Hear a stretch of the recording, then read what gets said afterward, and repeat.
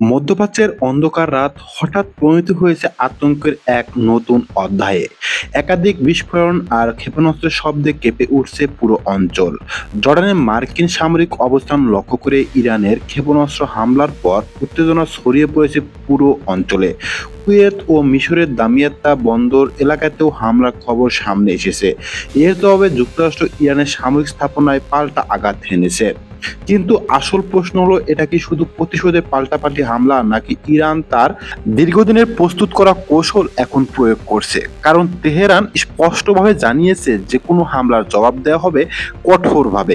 এখন বিশ্বের নজর ইরানের পরবর্তী লক্ষ্য কি কোনো মার্কিন ঘাঁটি, নাকি তেহরান বেছে নেবে আরো কৌশলী কোনো এক পথ? মধ্যপ্রাচ্যের পরিস্থিতি এখন এমন এক পর্যায়ে পৌঁছেছে যেখানে প্রতিটি নতুন হামলার পর তৈরি হচ্ছে আরো বড় অনিশ্চয়তা।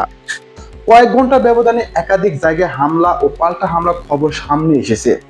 আর সবচেয়ে বড় প্রশ্ন হলো, এই সংঘাত কি সীমিত থাকবে, নাকি ধীরে ধীরে পুরো অঞ্চলে ছড়িয়ে পড়বে?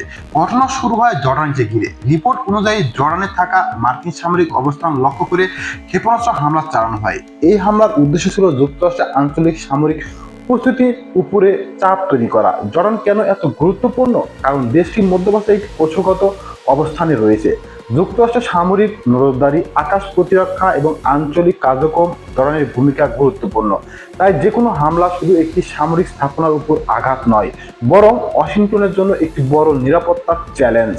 হামলার পর পরিস্থিতি আরও উত্তপ্ত হয়ে ওঠে, কারণ এর কয়েক ঘন্টার মধ্যেই সামনে আসে আরেকটি বিস্ফোরক খবর। মিশরের দামিয়াত্তা বন্দর এলাকায় একটি হামলার ঘটনা ঘটে। রিপোর্ট অনুযায়ী একটি জাহাজ বা জ্বালানি অবকাঠামো ড্রোন হামলার শিকার হয়। হামলার পর আগুন নিয়ন্ত্রণে আনার চেষ্টা করা হয় এবং ঘটনাটি আন্তর্জাতিক সামুদ্রিক নিরাপত্তা নিয়ে নতুন উদ্বেগ তৈরি করে। দামিয়াত্তা কেন গুরুত্বপূর্ণ? কারণ এটি শুধু একটি বন্দর নয়, এটি মিশরের বাণিজ্য ও জ্বালানি পরিবহনের একটি গুরুত্বপূর্ণ কেন্দ্র।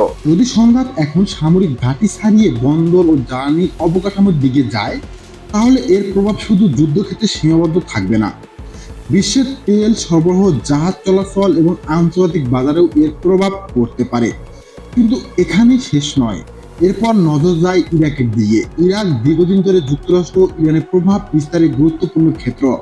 সেখানে ইরান সমর্থিত সশস্ত্র গোষ্ঠী এবং মার্কিন বাহিনীর মধ্যে উত্তেজনা নতুন কিছু নয়। রিপোর্ট অনুযায়ী ইরাকের বিভিন্ন এলাকায় ইরানের সমর্থিত অবস্থানকে লক্ষ্য করে হামলা চালানো হয়। যুক্তরাষ্ট্রের পক্ষ থেকে বলা হয়, তাদের লক্ষ্য ছিল এমন সামরিক ক্ষমতা দুর্বল করা যা ভবিষ্যতে মার্কিন সেনা ও মিত্রদের উপর হামলা চালাতে পারে। এই পাল্টা হামলার পর পরিস্থিতি আরো জটিল হয়ে যায়, কারণ এখন প্রতিটি আঘাতের পর নতুন প্রতিশোধের আশঙ্কা তৈরি হচ্ছে। ইরানের অবস্থানও কঠোর।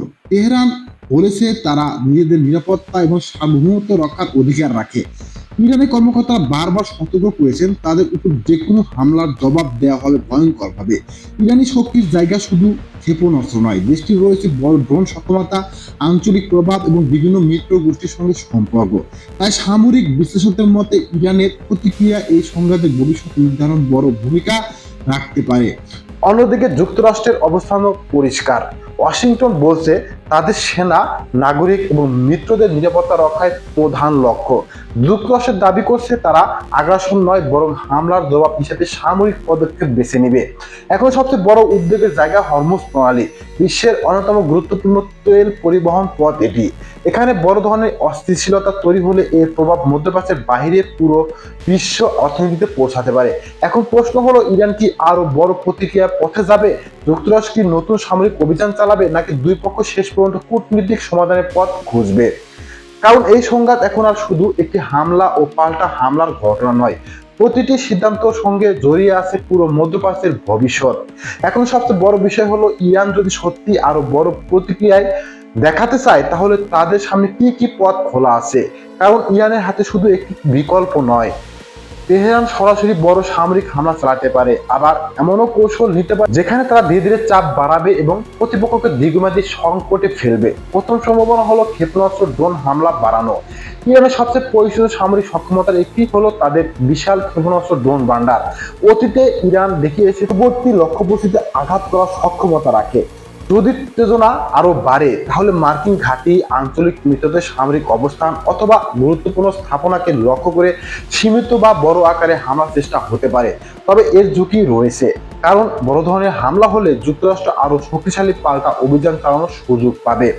দ্বিতীয় সম্ভাবনা হলো আঞ্চলিক মিত্র গোষ্ঠীগুলোর মাধ্যমে চাপ তৈরি করা। ইরানের অন্যতম কৌশল হলো মধ্যপ্রাচ্যের বিভিন্ন মিত্র গোষ্ঠীর মাধ্যমে প্রভাব বজায় রাখা।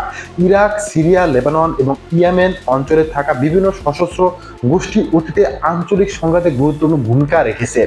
এই পথ বেছে নিলে ইরান সরাসরি যুদ্ধে না গিয়ে যুক্তরাষ্ট্র তার মিত্রদের উপর চাপ তৈরি করতে পারে। এতে সংঘাত দীর্ঘ হতে পারে, কিন্তু সরাসরি যুদ্ধের ঝুঁকি কিছুটা কম থাকবে। তৃতীয় এবং সবচেয়ে ঝুঁকিপূর্ণ সম্ভাবনা হলো হরমুজ প্রণালীকে ঘিরে উত্তেজনা। ইরান অতীতে বহুবার ইঙ্গিত দিয়েছে প্রয়োজন হলে তারা এই অঞ্চলে নিজেদের প্রভাব ব্যবহার করতে পারে।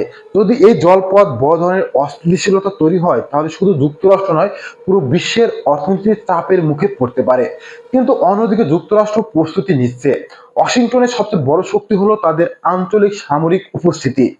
মধ্যপ্রাচ্যের বিভিন্ন দেশে যুক্তরাষ্ট্রের সামরিক ঘাঁটি রয়েছে, যেখানে বিমান, নৌবাহিনী এবং প্রতিরক্ষা ব্যবস্থা মোতায়েন রয়েছে। যুক্তরাষ্ট্রের আরেকটি বড় সুবিধা হলো তাদের গোয়েন্দা সক্ষমতা। স্যাটেলাইট নজরদারি, ড্রোন পর্যবেক্ষণ এবং আধুনিক প্রযুক্তির মাধ্যমে তারা প্রতিপক্ষের সামরিক কার্যক্রম পর্যবেক্ষণ করার চেষ্টা করে। এছাড়া যুক্তরাষ্ট্রের নৌশক্তিও গুরুত্বপূর্ণ। পারস্য উপসাগর এবং আশেপাশের এলাকায় মার্কিন নৌবাহিনীর উপস্থিতি ইরানের জন্য একটি বড় প্রতিরোধক হিসাবে কাজ করছে। তবে এখানেই বড় প্রশ্ন রয়েছে, যুক্তরাষ্ট্র কি শুধু প্রতিরোধমূলক অবস্থানে থাকবে, নাকি ইরানের সামরিক সক্ষমতা আরো দুর্বল করতে বড় হামলা চালাবে? আর ইরান কি সীমিত প্রতিক্রিয়া থামবে, নাকি এমন কোনো পদক্ষেপ নেবে যার ফলে পুরো মধ্যপ্রাচ্যে নতুন যুদ্ধ ছড়িয়ে পড়তে পারে? বর্তমান পরিস্থিতিতে সবচেয়ে গুরুত্বপূর্ণ বিষয় হলো দুপক্ষই শক্তি প্রদর্শন করছে, কিন্তু একই সঙ্গে কেউ পুরোপুরি নিয়ন্ত্রণের বাইরে চলে যাওয়া সংঘাত চায় না। কারণ একটি বড় ভুল সিদ্ধান্ত শুধু ইরান ও যুক্তরাষ্ট্রকে নয়, জর্ডান, ইরাক, উপসাগরীয় দেশগুলো এবং পুরো আন্তর্জাতিক ব্যবস্থাকে প্রভাবিত করতে পারে। এখন বিশ্বের নজর থাকবে তিনটি বিষয়ের উপর। প্রথমত, ইরান পরবর্তী পদক্ষেপ কি নেয়। দ্বিতীয়ত, যুক্তরাষ্ট্র কতটা কঠোর প্রতিক্রিয়া দেখায়। তৃতীয়ত, এই সংঘাত কূটনীতির মাধ্যমে থামানো সম্ভব হয় কিনা। কারণ মধ্যপ্রাচ্যের এই সংকটের পরবর্তী অধ্যায় নির্ধারণ করবে আগামী কয়েকদিনে কি ঘটবে।